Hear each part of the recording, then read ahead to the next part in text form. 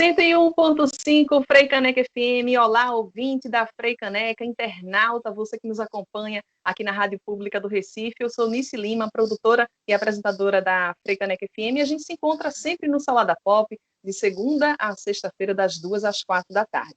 Terças e quintas tem a nossa faixa de entrevista, sempre na segunda hora do Salada Pop, falando sobre temas diversos. E com o fortalecimento do movimento LGBTQIA+, nas últimas décadas, cada vez mais os indivíduos que se identificam como de gênero não binário ou gênero fluido ganham reconhecimento em meio à sociedade. Por vezes, esse momento de descoberta e aceitação se choca com diversos preconceitos fincados na nossa formação cultural ou até mesmo a falta de conhecimento por parte de determinados grupos de pessoas e, por consequência, isso leva à exclusão e invalidação dessa minoria social que luta por reconhecimento. Um dos assuntos que virou pauta recorrente nos últimos anos é a necessidade de criação de uma linguagem que abranja pessoas que não se encaixam na binaridade de gênero. E é essa a nossa pauta de hoje. O uso da linguagem não binária. A gente lembra que nossa faixa de entrevista você pode curtir, compartilhar com mais pessoas e, claro, deixar os seus comentários aqui abaixo do videozinho no Facebook. Para trazer mais esclarecimentos sobre esse tema, a gente convidou o professor Irã Mello, que é doutor em Linguística pela USP, é professor de Linguística da Universidade Federal Rural de Pernambuco, onde ele também coordena o Núcleo de Estudos Queer e Decoloniais, e também é professor da UFPE, e diretor da área de Teoria Queer da Aliança Nacional LGBTI, da Aliança Nacional LGBTI. A língua portuguesa, assim como outros idiomas derivados do latim, tem como gêneros linguísticos apenas dois, o masculino e o feminino. Só que na língua de origem, o latim, havia três, né? O feminino, o masculino e o gênero neutro, normalmente utilizado para se referir de maneira geral às pessoas ou coisas. Professor Irã Mello, bem-vindo aqui ao Salada Pop. Eu imagino que nossa faixa de entrevista hoje vai ser uma verdadeira aula, né, de esclarecimentos sobre essa linguagem não binária. E eu já queria começar perguntando por que se deveu que é que se deve essa quebra de só termos o masculino e o feminino. Bem-vindo, boa tarde. Boa tarde, Nice. Boa tarde a todo mundo que está nos escutando. Na verdade, quando a gente fala de gênero gramatical, né, que é o que ocorre para a gente montar as palavras, digamos, e designar as pessoas, dentre outras coisas, a gente está falando de algo que não é o gênero social.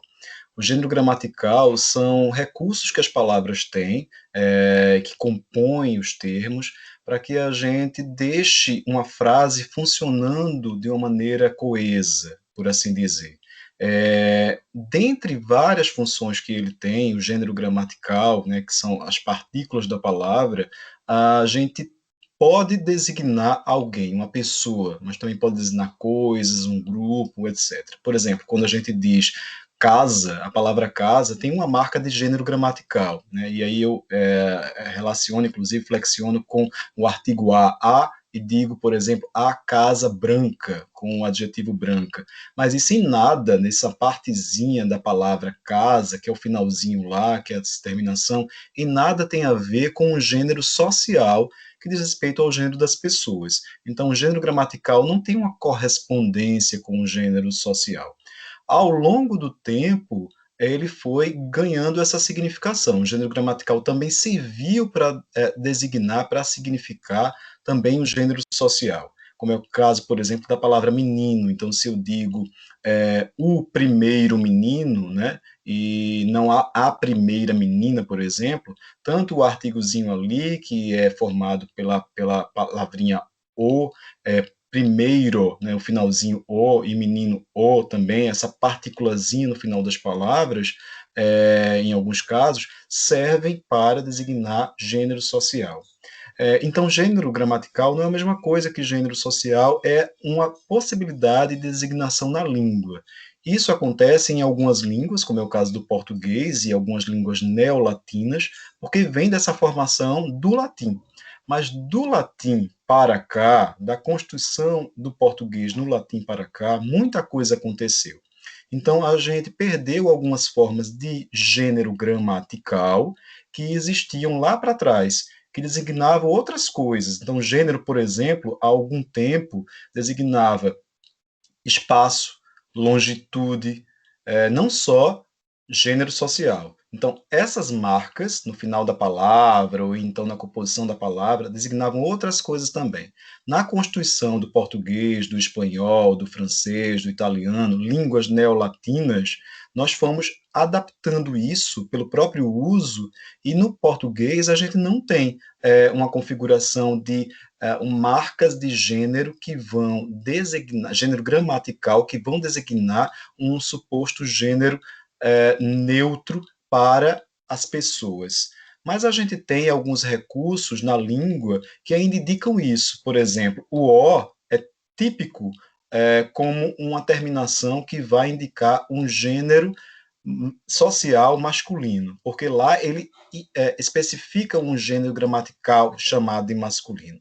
O A é típico para designar um gênero social feminino, porque lá designa o que é chamado de gênero gramatical feminino. Mas você vê em palavras como, por exemplo, estudante, você tem na palavra estudante uma marca na terminação da palavra que não indica imediatamente o gênero social masculino ou feminino, e aí a gente vai precisar de um artigo, por exemplo, no começo, o estudante ou a estudante, alguma coisa que vá marcar também no adjetivo, né? O primeiro estudante, a primeira estudante, por exemplo, porque a palavra não tem. Esse é um exemplo de um resquício do que ficou do latim para que a gente lembre de como era o chamado gênero neutro, mas que a gente não tem uma marcação para as pessoas aqui no português em relação a gênero neutro. O que a gente tem é na palavra, ou seja, na designação gramatical. Por isso que na escola a gente aprende, não sei se vocês vão lembrar, a diferença entre substantivo de dois gêneros, substantivo comum a dois gêneros, que é o caso desse, né, o estudante e a estudante, substantivo sobrecomum, que é o caso de criança, por exemplo, a palavra criança, quando eu digo a criança, eu não consigo nem marcar no artigo o gênero, né? Eu digo a criança e tanto é para menino quanto para menina. Veja, essas diferenças que a gente aprende lá na escola, no ensino fundamental, levam a essa lembrança de uma marcação neutra, como a gente dizia no latim, mas que em relação às pessoas, no português, a gente não preservou esse neutro. Então, a gente não tem no português e em outras línguas neolatinas também. Professor, o machismo ele acaba sendo evidenciado muitas vezes nesse nosso sistema linguístico. Acaba acontecendo isso, então. Sim, e aí foi bom você ter perguntado e comentado isso, porque a gente pode linkar esses dois comentários seus. Por que que a gente por que que prevaleceu, por que que a gente perpetuou uma ideia de O e A como a divisão dos gêneros e não ficou neutro quando se trata do gênero social, né? A designação para o gênero social. Né? Por que que a gente continua relacionando apenas com o O e o A, não prevaleceu o neutro? Porque essa constituição da língua ela é fruto de uma colonização que veio dos países da Península Ibérica, né, para a América Latina, né, quando o português, o espanhol já eram línguas constituídas depois da influência da língua latina, do latim, e esse processo de colonização é trazido com a língua também por meio de uma visão de mundo do que são as pessoas. Essa visão de mundo colonial, que é marcada principalmente a partir do século XVI, caracteriza as pessoas em dois gêneros. Então tem tudo a ver ao olhar que a gente foi construindo para formar a gramática, né, a gramática de uma língua, com o olhar que a gente tem para as coisas de maneira geral, né, a visão política que a gente tem das coisas. De modo que a gente tem duas marcações binárias de gênero no português, porque essa é uma visão que a gente carrega de uma herança colonial que a gente traz desses países, dessas culturas. Mas há uma prevalecência quando a gente usa o português para designar grupos, né, para designar coletividades, da marca de gênero masculina. né, da marca masculina gramatical. E aí a gente acaba coletivizando no masculino gramatical, que se tornou uma espécie de masculino não marcado. Por isso que a gente diz, eles estão ali, quando há homens, mulheres, pessoas que não se reconhecem como homens e mulheres, a gente acabou fazendo esse uso. Mas esse uso também tem muito a ver com a visão da prevalecência do masculino na cultura. Então, se a gente prevalece o masculino na cultura e prevalece uma visão binária, a língua vai também estar carregada disso. O que eu quero dizer é que a língua ela vai, de alguma maneira, materializar costumes e culturas. Se a gente tem essa visão colonial, a língua também vai se caracterizar de maneira colonial. O que é que tem surgido como forma de tornar essa nossa língua portuguesa mais abrangente? Eu vou trazer aqui alguns exemplos, né? Tem o uso do DE, o uso do DX, o sistema ELO também, por exemplo. ELOs são amigos, né? Tem outros exemplos, professor, que a gente possa citar?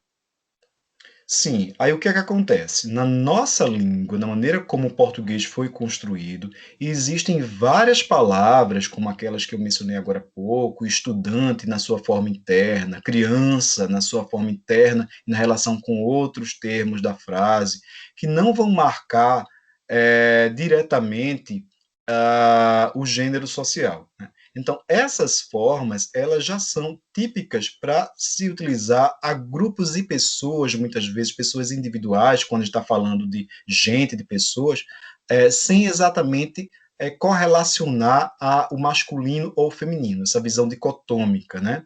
Essas formas já são formas consideradas não binárias. Elas não dão conta exatamente da binariedade. Quando a gente fala de não binária, é porque ela não dá conta, uma palavra como criança, ela não dá conta, na sua marcação, da binariedade de gênero. A gente precisa contextualizar, né? Explicar que criança é, ou dizer de alguma forma ali na frase, no texto, quando a gente está falando ou escrevendo. Muitas pessoas não se identificam com esse modo de vida que é o do espectro masculino, essa divisão de modo de vida do espectro masculino e feminino. Muitas pessoas não se localizam ali. Então, o que tem acontecido é que muitas vezes a gente faz um uso político da língua para contemplar essas pessoas usando palavras, por exemplo, como pessoa. Né? Quando a gente usa a palavra pessoa, né, ao cumprimentar um grupo e dizer olá, pessoas, boa noite a todas as pessoas, boa tarde a todas as pessoas, a gente está usando de um recurso que a língua já dispõe. De um tempo para cá, com a asseveração de práticas, teorias e do movimento feminista, do movimento LGBTQIA+, da representatividade de pessoas trans não binárias, que são pessoas que não se identificam com dos dois espectros de gênero, né, tradicionais, masculino e feminino, coloniais, passou a existir, né, esses grupos organizados, militantes, passaram a construir e a exigir também novas formas de designação. Porque se a gente não designa um determinado grupo, ele não ganha representatividade na linguagem e ele inexiste simbolicamente. Né? E essa inexistência simbolicamente é uma inexistência também que culmina na morte física também. Porque se eu não sei tratar alguém, aquela pessoa desaparece e ela é alijada socialmente. Então passaram a existir marcas no português que foram usados por esses grupos para flexionar e dar margem ao feminino e às mulheres, como, por exemplo, a gente lembra bastante, desde os anos 90, anos 80, do O/A. Então, quando, por exemplo, numa prova, a professora escrevia lá aluno/aluna, né? Ela estava tentando contemplar o gênero masculino e feminino e não usar o masculino genérico aluno, apenas para falar da turma que era formada por meninos e meninas, né? Adolescentes, garotas e garotos. A gente já estava usando ali um recurso de tentar dar conta de um mix de gênero. Hoje, cada vez mais, principalmente advindo do movimento LGBT e do movimento trans, as pessoas têm usado outras formas. Então, por exemplo, passaram a usar notações que não tem na língua, mas que refletem bastante uma tentativa de criar condições para corresponder ao não binário, que muitas vezes é uma forma de gênero que também não tem reconhecimento na sociedade. Então, é como se a expressão da língua pudesse dar conta disso. dá conta de uma inexistência social que também não existe na língua. Então, se coloca o X, muitas vezes, para marcar uma existência não binária, que é uma não existência para muitas pessoas, o arroba, o underline, em palavra, por exemplo, como todos, né? Que é uma palavra muito conhecida hoje para fazer essa flexão. Coloca-se uma escrita como TODXS, TOD arroba S, TOD underline S, para suprir essa representatividade e essa existência. Uma vez não tendo lá, a gente não caracterizaria. Então, essas formas são muito comuns. Além daquilo que você estava mencionando agora como sistema elo, né? Sistema ILO também, que são, na verdade, não são sistemas, mas são usos de pronomes de uma maneira diferenciada dessa que a gente está usando comumente. Né? Em vez de usar o ele e o ela, usar o elo, que seria uma forma disruptiva, uma outra maneira para tentar contemplar. Isso é um processo natural dos usos da língua, porque quem faz a língua são as pessoas que usam. Perfeito, professor. Agora, eu estou dando essa situada agora para o nosso ouvinte e nossa ouvinte aqui da Frecanec FM, gente. Eu estou conversando nessa tarde com o professor Irã Melo, ele que é doutor em Linguística pela USP, professor de Linguística da Universidade Federal Rural de Pernambuco, onde ele também coordena o Núcleo de Estudos Queer e Decoloniais, e professor da Federal de Pernambuco e também diretor da área de Teoria Queer da Aliança Nacional LGBTI. A gente está falando nessa tarde sobre a linguagem não binária. E você pode interagir deixando seu comentário, compartilhando nossa faixa de entrevista e também deixando a sua curtida aqui para esse tema que é tão importante, que fala do uso vivo da língua, né? Professor, trazendo essa discussão mais para ambiente, para organizações, para as corporações também. Tem como a gente fazer o uso dessa linguagem não binária sem parecer informal demais, e isso a curto prazo, é possível a gente pensar nesse uso a curto prazo? Primeiro, a gente pode usar aquilo que a língua já dispõe como convencional, ou seja, aquilo que as pessoas já reconhecem. Né? É possível escrever um texto longo, que a gente considere longo, sem as marcações da binariedade, tranquilamente, desde que a gente tenha sensibilidade para olhar para o texto e todas as vezes que a gente for marcar a binariedade, a gente desmarcar. Por exemplo, quando eu, em vez de falar na universidade, por exemplo, né, dos professores, os professores do meu curso, eu posso substituir esse termo por, essa forma por corpo docente. Né? Quando eu falo corpo docente, eu estou me referindo a professores, eu não preciso marcar no masculino genérico. Eu posso usar palavras como gente, pessoa, grupo, e etc. Então, eu posso fazer esses recursos que a língua já dispõe tradicionalmente. Agora, tem usos que a gente está chamando de disruptivos, que são esses que a gente mencionou aqui, né, neopronomes, como a utilização de criação desses novos pronomes ilo, elo e suas derivações, né, daquele, daquelo, alguma coisa assim. Mas se isso parecer muito informal, né, como para muitas pessoas, ou o uso do X, do arroba, né, do todes, né? O todes é muito interessante porque é uma maneira da gente reprisar de alguma forma algo parecido com estudante, né? Quando digo todes, é como se eu estivesse fazendo algo parecido com estudantes. Mas se isso parecer muito informal, não tiver uma abertura, uma inteligibilidade, uma legibilidade, muitas vezes, a gente pode fazer uso do que a gente tem na língua. No entanto, é bom que se diga que não são nos textos mais formais, institucionais, que a língua vai apresentar uma mudança imediata. Né? Não são nos textos mais castiços, mais fechados, como, por exemplo, documentos legais, textos institucionais. Esses a gente pode fazer uso com a recorrência maior dessas formas tradicionais que eu estava falando, né? A palavra pessoa.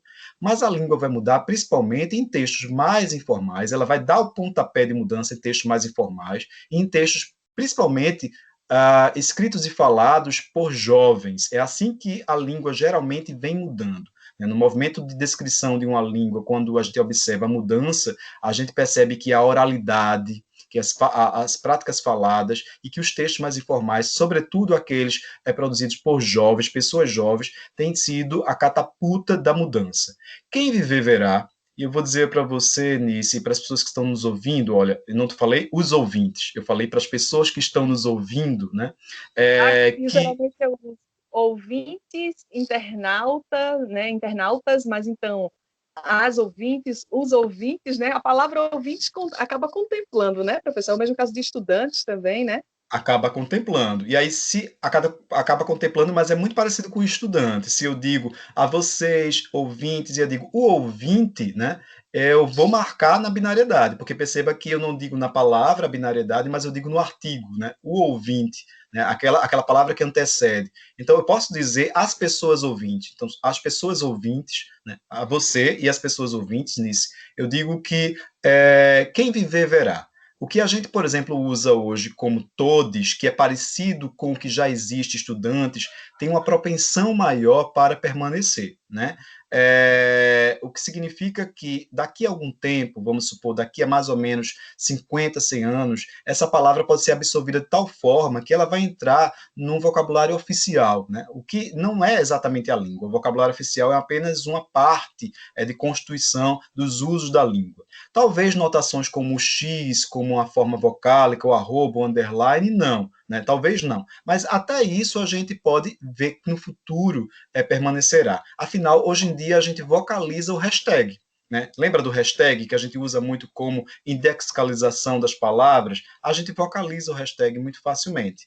Então, se a gente Verdade. faz isso com hashtag e as pessoas usam e vocalizam aquilo lá, que é uma forma que antes era uma notação pouco comum, por que a gente talvez não vá vocalizar outras coisas? Mas quem faz a língua são as pessoas de maneira geral. E nos textos mais formais, caso a gente não queira causar nenhum tipo de problema de compreensão, né, a gente pode usar na não binariedade das convenções tradicionais, como as palavras pessoa e outras comuns parecidas. Muito bom, professor. Foi muito bom você ter colocado esse exemplo do uso do X, né, e do arroba, porque talvez sejam os modelos mais conhecidos, né, quando as pessoas tentam essa inclusão nas palavras, né, nas saudações também. Então, foi bem interessante trazer isso como exemplo. Professor Irã Mello, eu quero muito agradecer sua presença, sua disponibilidade de estar conversando com a gente, de transformar essa entrevista numa aula, né, numa aula de inclusão, para falar da nossa linguagem também, é sempre muito interessante, até porque tem tudo a ver com a atuação da Freicaneca FM, de buscar essa inclusão, né, com seus ouvintes e com suas ouvintes também, com as pessoas ouvintes aqui que interagem com a gente. A gente fica à disposição para outros momentos, professor Irã. Muito obrigada. Obrigado, Nícia. Obrigado demais a todo mundo que está nos escutando. E a gente segue, então, com a nossa programação musical aqui no Sala da Pop, aqui na Freicaneca FM, a rádio pública do Recife.